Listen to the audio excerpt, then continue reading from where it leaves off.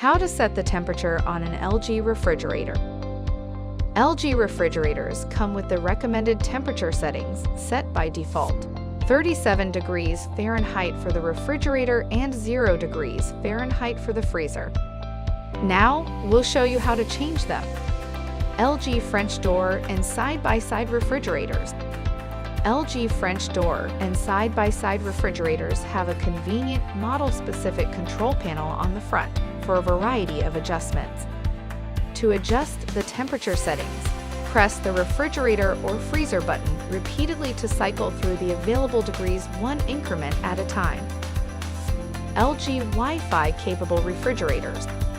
For Wi-Fi capable refrigerators, you can change the temperatures using the LG mobile app. Not all refrigerators have this functionality. On the app, tap Refrigerator, then tap the Refrigerator tab once more. Scroll to adjust the temperature.